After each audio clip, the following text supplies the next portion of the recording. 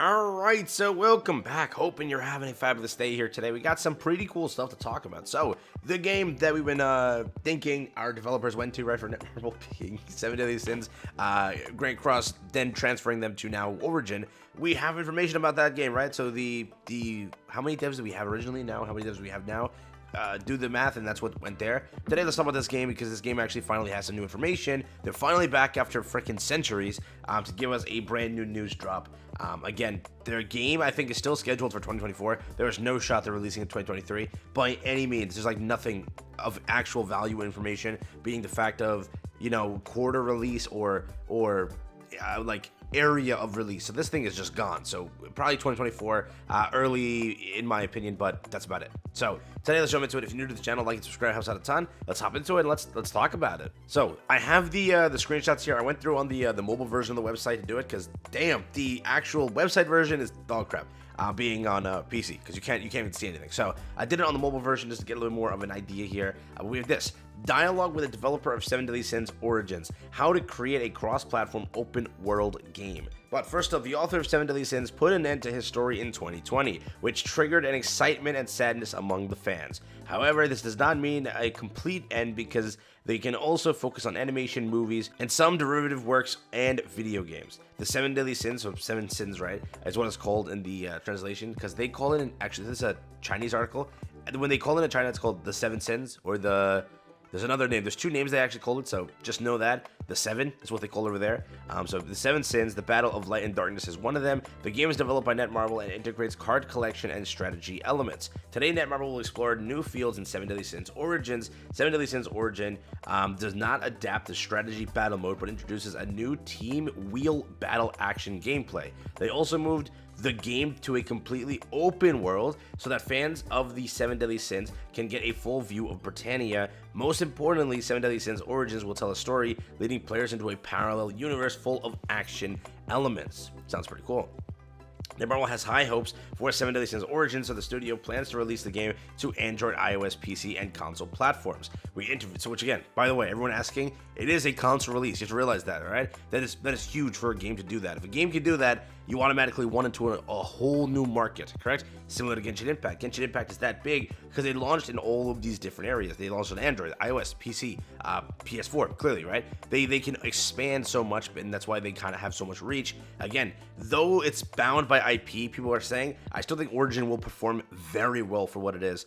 Because first off, again, Netmarble has quality, which is true. And again, you have to realize that people are still content with what MiHoYo offers of a pity system and gacha system. And I will say, though this might be a very odd point, I hate the new Genshin or MiHoYoverse or whatever you want to say system being, you know, you need 160 pity, I think it is, and then you need a 50-50 the character at the 80 pity, which I don't count as actual pity. I lose so many times, and then on that you don't even get that many things for celebrations, right? So again, they've kind of cultivated a system where people are okay or content with what is offered. So you have to realize that even if this game is just like that, no one's going to give a crap because they've already cultivated such a thing, correct? So they can be as kind of, if you were to say, quote unquote, scummy with some of the systems and leave, you know, currency and stuff out of it, and people will still play the game. That's sadly how it is as the case.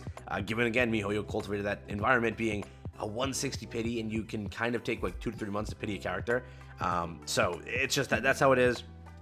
And again, if you want to fight me in the comments about that, I know people really like that system. I'm still not a fan of it. It takes a while to get a character. I am constantly miserable on any game. Like, for example, Honkai Star Rail, I've pulled 2 characters that are 5 stars since launch that are rated up banners, and I've lost in every other banner so far. So out of all the banners that I've launched, I only have 2 characters, that being Silverwolf and Jingyuan, right? I could not pull another character for the life of me. I keep failing, and then I hit the 50-50, I got Bronya, which is a great character. Beyond that, I'm still at the point where I haven't pulled the character, and it's been a while. So now I'm just stuck saving, because I don't want to pity a character that I don't want, right? So, hoping the systems are good, but again, Netmarble is a company that does quality. So you will have quality in the game, that is true, but will you have a good system? That we'll have to find out, right? Like, if it's free-to-play friendlier than what Genshin is, big success. If it's not, well, they want to make money, that's why.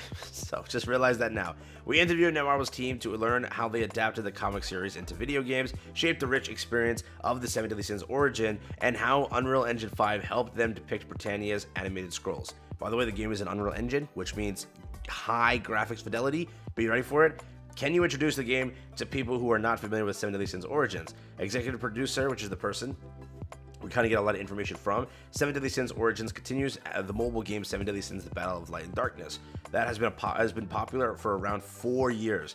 We plan to make Seven Deadly Sins Origins an open-world action-adventure RPG game against the background of original stories in the parallel universe. Although the game is based on the view of the comic Seven Deadly Sins, Seven Deadly Sins Origin will tell a different story in another universe. This is why, why is this game suitable for this setting? Okay. So that's the person asking. At first, we did not start from the perspective of a parallel universe. We just want to make Seven Deadly Sins Origins into an action game different from the turn-based predecessors. Our goal is to let players experience everything about Seven Deadly Sins in an open-world environment. The prototype of the game basically follows the plot of the original comics. After telling the story to the players, let them defeat the boss named Twiggo. We were not satisfied with this because it seems to lack innovation and cannot bring a satisfactory visual experience to players. We decided to make a complete change. We have introduced a unique concept of a parallel universe in the game, which will provide players with a rich new experience. Players can freely plan the development direction of the plot in the game. In addition, the world also contains all aspects of the comic sequel, The Four Knights of Apocalypse, which is really cool to see. The theatrical version and derivative works, allowing players to create their own wonderful plots and unforgettable scenes. In this way, the game will become their own original story. This is the meaning of the Seven Deadly Sins Origins, which is kind of cool, pretty cool. Beyond that, Netmarble has developed many games, including Tower of God: New World, which, by the way, they are announcing an insane amount of stuff for that game. That game is a massive success for them, actually, okay? So, for me, who didn't really know about the game until, like, a month or two before it came out, I was like, wow, they actually cooked on it. So, pretty good game, and it is making money for them. So, like they just announced, like, for example, our dev notes was so depressing. They announced their dev notes, which again, I'm covering that game. So I was like reading the dev notes, right? And that dev notes was a roadmap for, October, November, December, telling you all of their plans, bit by bit, detail by detail. I made like a 15-minute video going through everything because they made so many things. So they announced the collaboration. They announced an insane amount of stuff. So they're absolutely really putting a lot of effort into that game, which is, it's cool to see, right? Obviously, but I do hope that Seven Deadly Sins, again, for what it is, the game is still doing great. Revenue-wise, you have a game; it's a cash cow. You're making $6 to $7 million a month, making a turn-based game with two characters a month, which is not much effort. It really isn't. For $7 million a month, you were making money. So I do hope that someday they come back and we still get like double banners and stuff like that. Like, this is why I'm so hyped for collaborations always, because it's 4 brand new characters, and even if it hits to be a rerun, you're getting 2 brand new characters. It's rare for you to get that many characters, right? People really say like, oh, over the course of all this time, my CC hasn't gone up, but whenever a collaboration rolls around, I get 4 brand new characters, potentially 6 if I didn't have the other ones, and it's like my CC flies, right? So remember that aspect of it, but that's a way off topic, but let's get back on, all right? Marvel Future War and Seven Deadly Sins Battle of Light and Darkness. How does this team learn from the experience to develop Seven Deadly Sins Origins? Many development companies and various studios under Netmarble will meet regularly to share their experiences. For the long-term smooth operation of Seven Deadly Sins Battle of Light and Darkness, we have learned continuous experiences of successes and failures. This process continues to this day. Which, by the way, this is very true because they've learned on Tower of God: New World, if there's an issue and players start, talking about it way too much, they address it right away. Like, they're like, okay, tell us what's wrong, and then we'll help you. Literally, that's their thing. So we had an issue with like the starting mechanics it was poor. It was very bad. And within a week, they had everything fixed, ironed out, a whole plan to fix it, and told us, just wait a little longer, we got you. And then, like, a few days later, when the update day actually rolled around, they gave us like the best changes possible to those issues, correct? So when it comes to this aspect of it, they learned from Seven Deadly Sins. If you let a drama kind of play out for way too long, players are not coming back. So they learned, okay, if we have to squash the drama, squash it as fast as we can. That's what they did. So they've learned that 100% very fast. But again, it's like they don't want AML all over again. Remember that? But yeah, many developers of Seven Deadly Sins Origins have participated in the Seven Deadly Sins Battle of Light and Darkness project and have a deep understanding of the IP. Yeah, I can tell the people who worked on Seven Deadly Sins Grand Cross are working on Origins right now because we lost a lot of content, bro. Come on now. Therefore, the whole team itself is a fan of the work. Therefore, I believe that we can portray the world of the Seven Deadly Sins more brilliantly than any other. So, which it's kind of true. Again, if you gave this game to a different company, I know everyone says like, oh, only if we had a different developer. I don't know. Netmarble just has quality, bro. If you're looking for a quality game, they have it. Other than this, like, new verse games, they have quality too, but you're seeing exclusive for most of your life, right? The elf, Tiore, yeah, is a new character that first appeared in Seven Deadly Sins Origins. Can you talk about how you create the character that match the world of the Seven Deadly Sins? Is it possible for Suzuki, the author of the comic series, to participate in the character design? The elf Tiore is an original character designed by the author, look at that, of the Seven Deadly Sins series. I told you that was the case for the Seven Deadly Sins Origins. Tiore is the seventh daughter. What? Seventh daughter. Damn, King. Damn, Deanne. What the fudge were y'all doing? Oh my god. Well, we know what they were doing. Oh my god, they were going at it. Okay. Seventh daughter of King and Deanne. Okay. Her most famous ability is to control the summoning of creatures in the Seven Deadly Sins. Damn. Dude, King. He's a player. Damn, you thought Melly was. Melly got one. You got Tristan. Bond got the one. Dude, Jian and King got 7. Oh my god. Okay. Seven Deadly Sins Origins tells an original story carefully supervised by Suzuki himself. In addition, there is a Japanese screenwriter in the team who has written many works for the relevant IP, including several theatrical versions of Seven Deadly Sins. Wow. Look at that.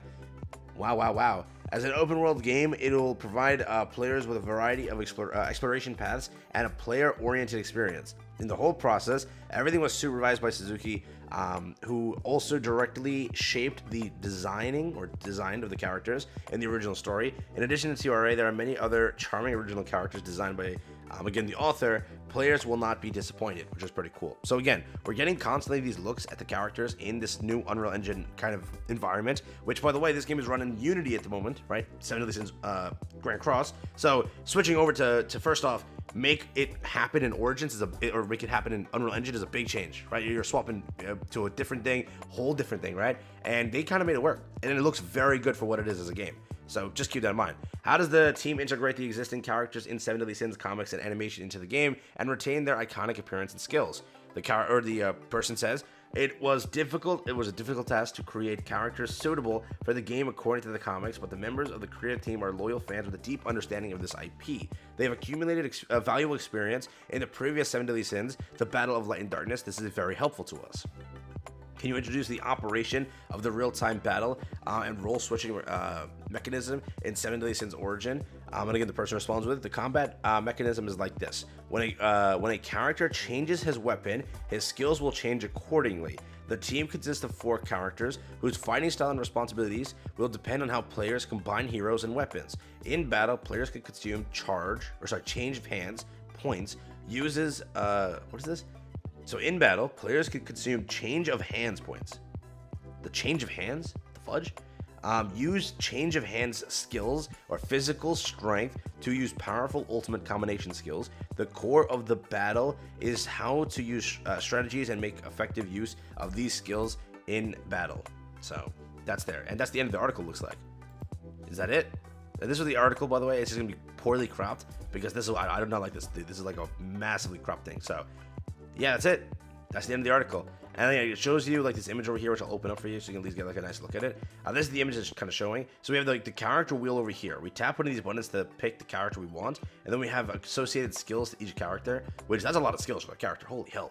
And then we have again like the very Genshin-esque thing over here, the very Genshin-esque thing over here, and this sort of, I don't know what Genshin does on the top left, but it looks very similar to Genshin in the aspect of that. And this looks like it was a video that they just took a screenshot out of, by the way. But yeah, we do see the 4 characters over here, Gother, which that's the same cut-in for the Gother we have right now.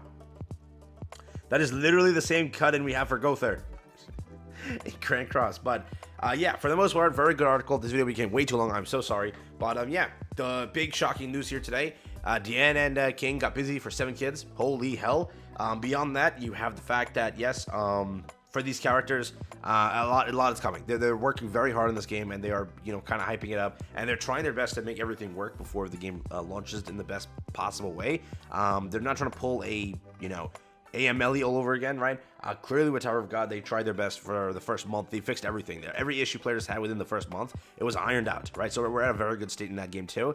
So I do trust Netmarble more so than other companies on this game. And I know that's a thing. I insult Netmarble here and there, but it is true that I trust them more than any other company when it comes to some games, because some games release, all right? I'm not going to name devs, but some games release to be piss poor, honestly, all right? So today, that's been it. Thanks for watching. Peace out. Enjoy. It's been it for me.